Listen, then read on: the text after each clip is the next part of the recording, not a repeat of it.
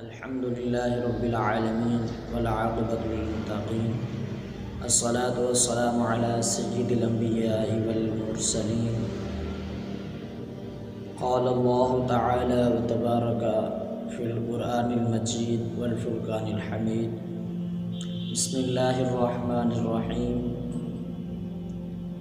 واعبدوا الله ولا تشركوا به شيئا وبالوالدين إحسانا وبذي القربى واليتامى والمساكين والجار ذي القربى والجار الجنب والصاحب بالجنب وابن السبيل وما ملكت أيمانكم إن الله لا يحب من كان مختالا فخورا. اللهم نور قلوبنا بالقرآن وزين أخلاقنا بالقرآن ونجنا من النار بالقرآن.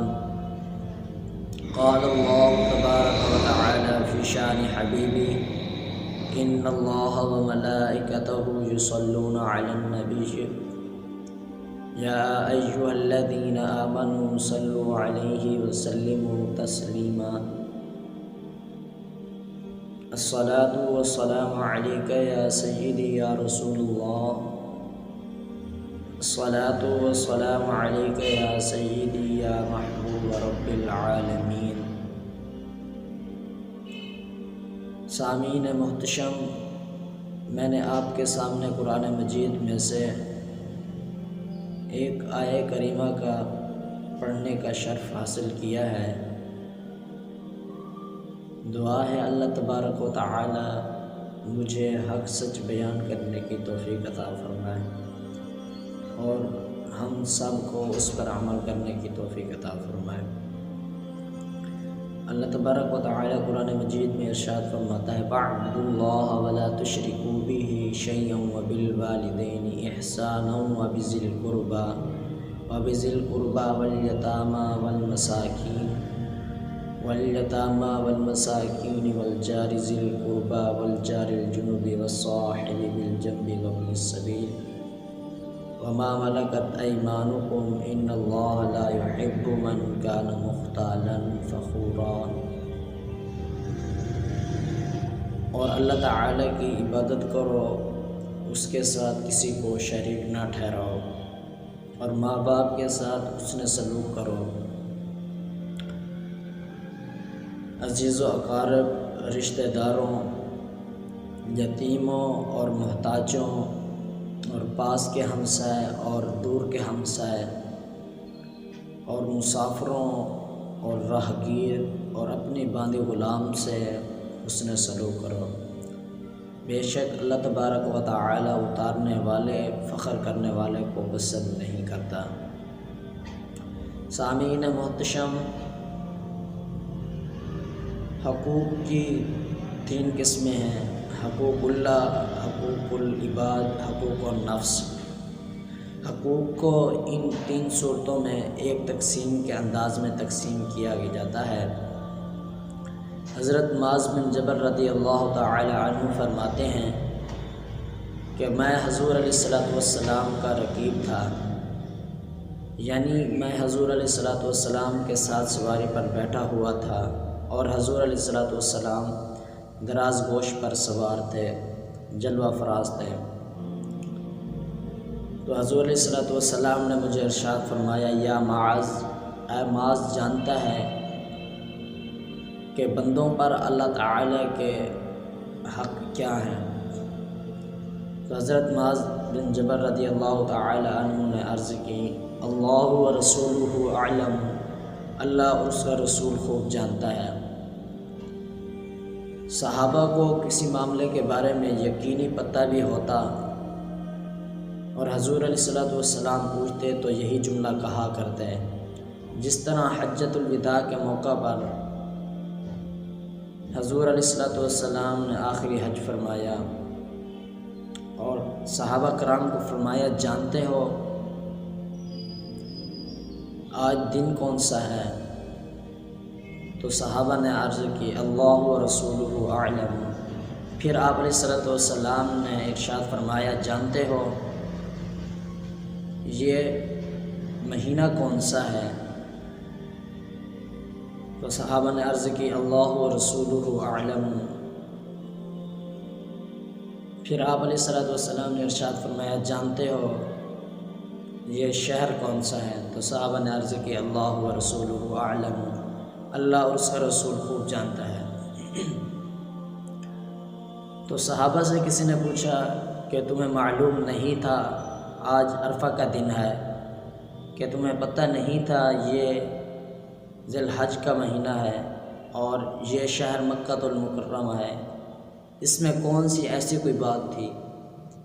صحابہ فرمانے لگے ہمیں یہ تو پتہ تھا، لیکن حضور علیہ الصلوۃ والسلام کی منشا کا پتہ نہیں تھا کہ حضور علیہ الصلوۃ والسلام کیا چاہ رہے ہیں۔ تو جس چیز کا صحابہ کو یقیناً پتہ ہوتا تھا اس کے بارے میں بھی یہی کہا کرتے اللہ و رسولہ اعلم، اللہ اور اس کا رسول خوب جانتا ہے۔ تو حضرت معاذ بن جبل رضی اللہ تعالی عنہ نے عرض کی اللہ و رسولہ اعلم، اللہ اور اس کا رسول خوب جانتا ہے۔ تو آپ علیہ الصلوۃ والسلام نے ارشاد فرمایا ان یعبد اللہ ولا یشرک بہ شیء، کہ بندے اللہ تعالیٰ کی عبادت کریں، اسی کو پوجیں، اس کے ساتھ کسی کو شریک نہ ٹھہرائیں۔ یہ بندوں کا اللہ تعالیٰ پہ حق ہے۔ پھر آپ علیہ الصلوۃ والسلام نے فرمایا فَتَدْرِي مَا حَقُّهُمْ عَلَيْهِ إِذَا فَعَلُوا ذَلِكَ، کہ جب بندے یہ کام کریں پھر اللہ تعالیٰ کے بندوں پہ کیا حق ہے؟ تو پھر وہی جملہ اللہ و رسولہ اعلم، اللہ اور اس کا رسول خوب جانتا ہے۔ تو آپ علیہ الصلوۃ والسلام نے فرمایا اللہ یعذبہم، تو اللہ تبارک و تعالی ان کو عذاب نہیں دے گا۔ جو شخص اپنے صحیح عقیدے کے ساتھ زندگی گزارے تو اللہ تبارک و تعالی اس کی مغفرت فرمائے گا۔ تو اللہ جل شانہ کے اس کے علاوہ ہمارے اوپر اور بھی بہت سارے حقوق ہیں، لیکن آج کی میری گفتگو کا عنوان حقوق العباد ہے۔ صوم و صلاۃ، نیک اعمال، حقوق اللہ کی ادائیگی، سحری کے وقت اٹھنا اور باقی زندگی کے اچھے معاملات کی بہت زیادہ اہمیت ہے۔ لیکن اگر کوئی شخص حقوق العباد سے کوتاہی کا ارتکاب کرتا ہے تو وہ شریعت کے نور سے اور شریعت کی برکتوں سے اپنے آپ کو محروم کر لیتا ہے۔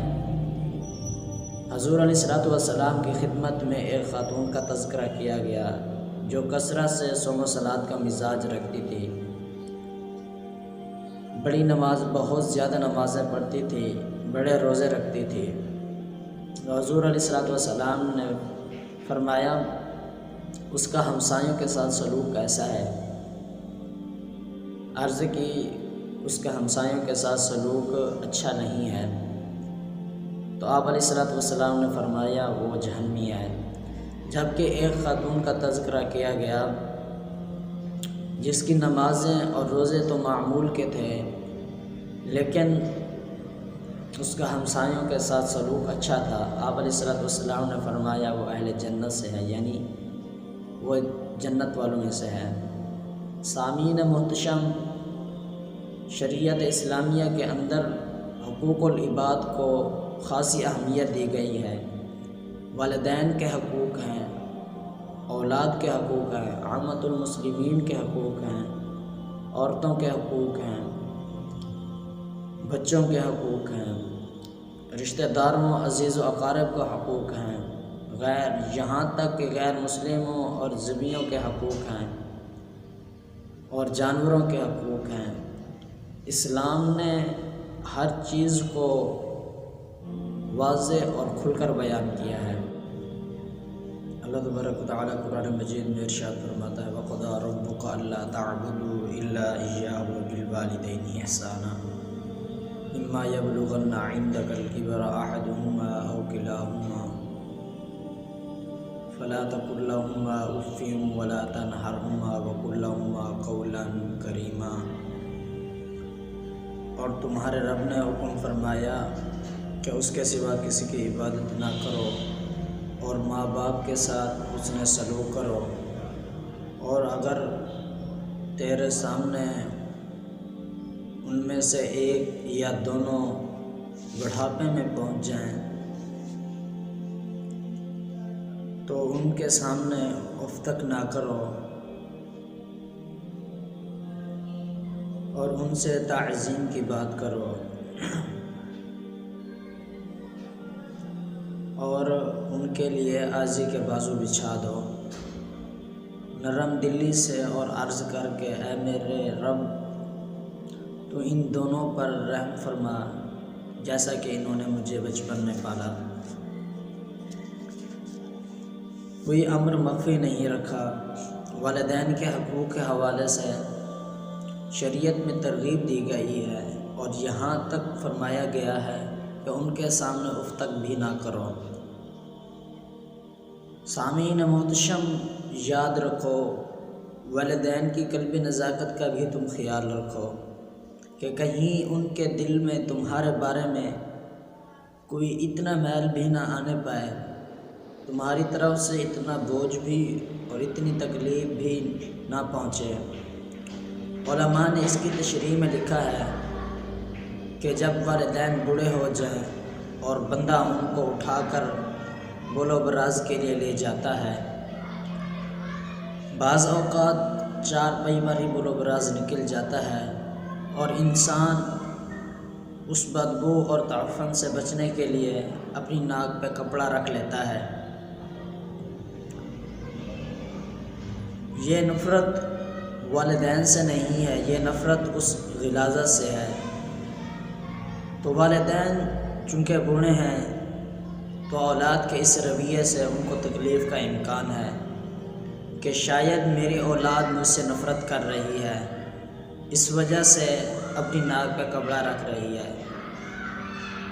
علماء نے لکھا ہے کہ تم اپنی ناک پہ کپڑا نہ رکھو، تکلیف سہ لو، لیکن اپنی ناک کو نہ ڈھانکو، چونکہ اس سے والدین کو تکلیف ہوگی۔ اس چیز کا تم خیال اور دھیان رکھو۔ حضرت عبداللہ بن مسعود رضی اللہ تعالی عنہ فرماتے ہیں، میں نے ایک مرتبہ رسول اللہ صلی اللہ علیہ وسلم کی خدمت میں عرض کی کہ یا رسول اللہ صلی اللہ علیہ وسلم ای الاعمال افضل، کہ یا رسول اللہ صلی اللہ علیہ وسلم سب سے افضل عمل کون سا ہے؟ تو آپ علیہ الصلوۃ والسلام نے فرمایا قال الصلاۃ لمیقاتها، کہ نماز کو اس کے وقت پر ادا کرو۔ کہتے ہیں میں نے اس کے بعد عرض کی کہ اس کے بعد افضل عمل کون سا ہے؟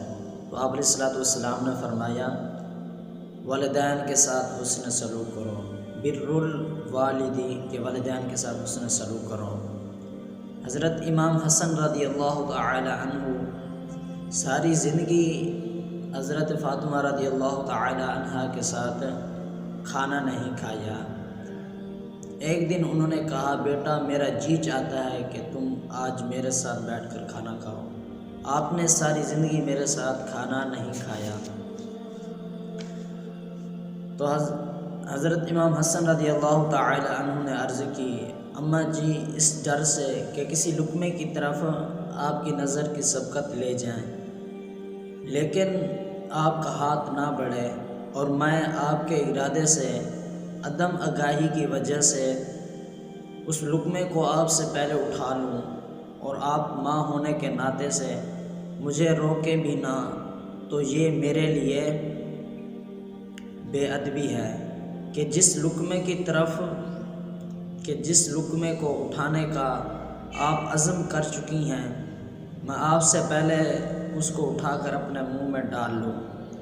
سامعین محتشم، یہاں تک خیال اور لحاظ رکھا گیا ہے اور والدین کی تعظیم کا حکم دیا گیا ہے، اور سچ بات ہے جس کا حضور علیہ الصلوۃ والسلام نے حکم دیا ہے کہ والدین کے حقوق ادا ہو ہی نہیں سکتے ہیں، مگر یہ کہ تم ان کو غلام پاؤ اور خرید کے ان کو آزاد کر دو۔ اسی طرح ماں کے حقوق الگ سے بیان فرمائے۔ ایک صحابی حضور علیہ السلام کی خدمت میں عرض کی کہ یا رسول اللہ صلی اللہ علیہ وسلم، میرے حسن سلوک کا سب سے زیادہ مستحق کون ہے؟ تو آپ علیہ السلام نے فرمایا تیری ماں۔ پھر اس نے عرض کہ ثم من، پھر کون؟ تو آپ علیہ السلام نے فرمایا تیری ماں۔ پھر اس نے عرض کی ثم من، پھر کون؟ تو آپ علیہ السلام نے فرمایا تیری ماں۔ جب اس نے چوتھی مرتبہ پوچھا تو آپ علیہ السلام نے فرمایا تیرا باپ۔ علماء نے اس کی تشریح میں لکھا ہے کہ چونکہ ماں پہلے ایام حمل کی تکلیف، پھر واضح حمل کی تکلیف، اور پھر اولاد کی پرورش اور دودھ پلانے اور چھڑانے کی تکلیف 3 مراحل سے گزرتی ہے، اور باپ صرف تیسرے مرحلے میں شامل ہوتا ہے۔ اس لیے ماں کا تذکرہ 3 مرتبہ فرمایا اور باپ کا تذکرہ 1 مرتبہ فرمایا۔ سامعین محتشم، ہمارے ذمہ والدین کے حقوق ہیں۔ ہمیں چاہیے کہ ہم ان کو آسودگی دیں، ان کو خوش رکھیں، ان کی ناراضگی سے بچیں۔ اللہ تعالیٰ کی رضا والدین کی رضا میں ہے، اور اللہ تعالیٰ کی ناراضگی والدین کی ناراضگی میں ہے۔ سامعین محتشم، ہم سب کو والدین کے ساتھ حسن سلوک کرنے کی توفیق عطا فرمائے۔